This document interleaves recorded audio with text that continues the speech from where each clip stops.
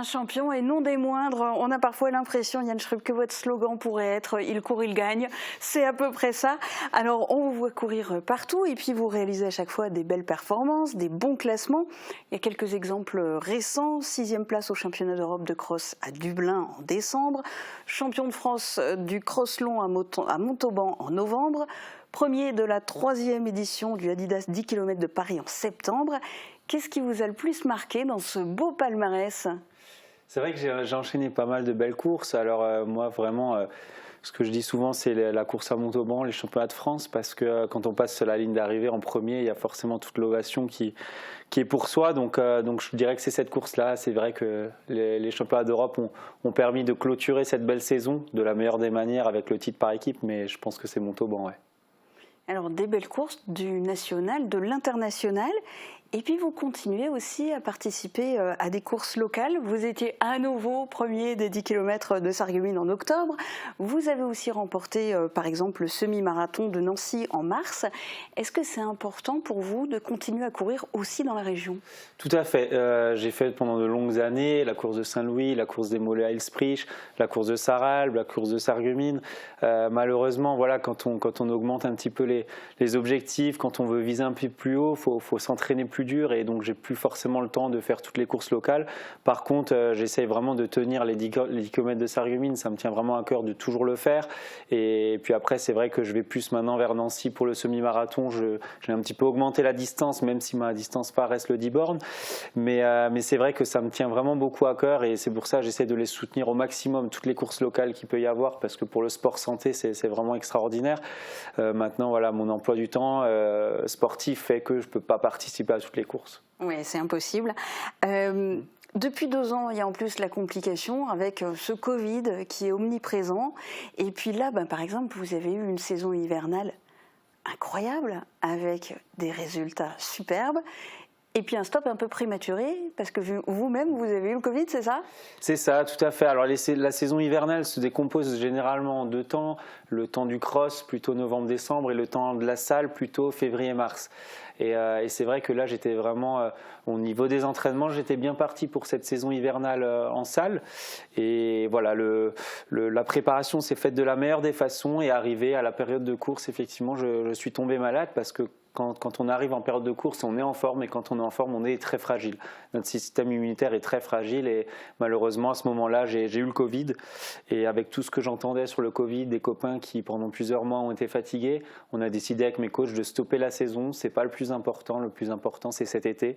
Donc, il y a des choix, comme je l'ai dit, quand on privilégie d'autres courses, il y a des choix à faire et on a décidé d'arrêter cette saison. Alors, du coup, avec cette saison arrêtée un peu prématurément, du coup, vous avez raté quoi ?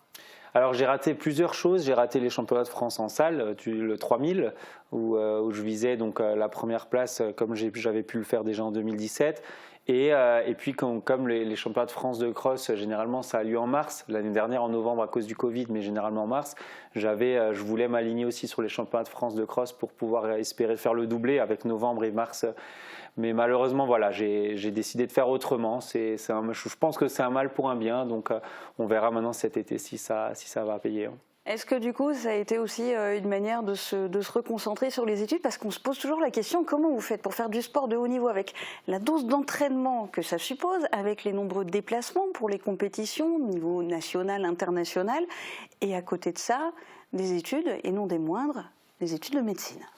Ouais, alors se reconcentrer, je pense pas, parce que maintenant, comme je suis interne, c'est plutôt, on va dire, un boulot de salarié. Je travaille à l'hôpital, donc je change tous les 6 mois de stage. Mes horaires, il faut que je les fasse. Que je sois blessé, pas blessé, en période de préparation ou pas, mes horaires, je les fais comme un interne lambda. Donc oui, j'ai été un peu plus concentré, j'ai pu réviser un peu plus, me concentrer un peu sur ma thèse. Mais je suis, on va dire, dans le monde de l'internat, comme tous les autres, dans la vie de tous les jours, de toute façon. C'est finalement plus simple de jongler maintenant que quand c'était le début des études? Au niveau du planning horaire, je dirais oui. Parce qu'on ne révise pas le soir jusqu'à 23 h. Au niveau de la fatigue physique, peut-être un peu plus dur puisqu'il y a des gardes, puisqu'on est debout toute la journée, on marche beaucoup, voilà, on n'est pas assis sur son fauteuil à réviser.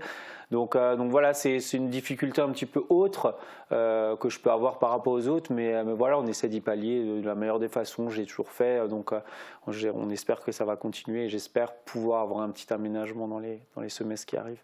D'accord, et puis oui, ça marche puisqu'en général, il court, il gagne, n'est-ce pas? Alors du coup, justement, quels sont vos prochains objectifs? Vous parliez notamment de l'été. C'est ça. Alors le gros objectif, donc 28 mai, c'est la Coupe d'Europe du 10 000 mètres. J'ai eu la chance d'être qualifié d'office par rapport à mes résultats de l'an dernier, notamment les 27-49. Donc ça va être l'objectif principal pour espérer avoir une qualification au championnat d'Europe à Munich cet été. Il faut savoir qu'en France, on a une telle densité, si je le rappelle, c'est quand même 4 Français dans les 8 premiers au championnat d'Europe, donc au championnat d'Europe de cross, donc on a une telle densité que c'est dur d'aller dans un grand championnat, mais quand on y est, on n'y va vraiment pas pour dire bonjour, on y va pour faire une performance. Donc le but c'est de se qualifier, et si je suis qualifié, c'est d'essayer de faire vraiment une performance à Munich au mois d'août. Et à plus long terme, les JO 2024, vous y pensez? Ouais, alors long terme, ça arrive vite. Maintenant, c'est dans 2 ans, donc on est déjà en 2022. C'est vrai que ça va arriver très très vite. On y pense de plus en plus.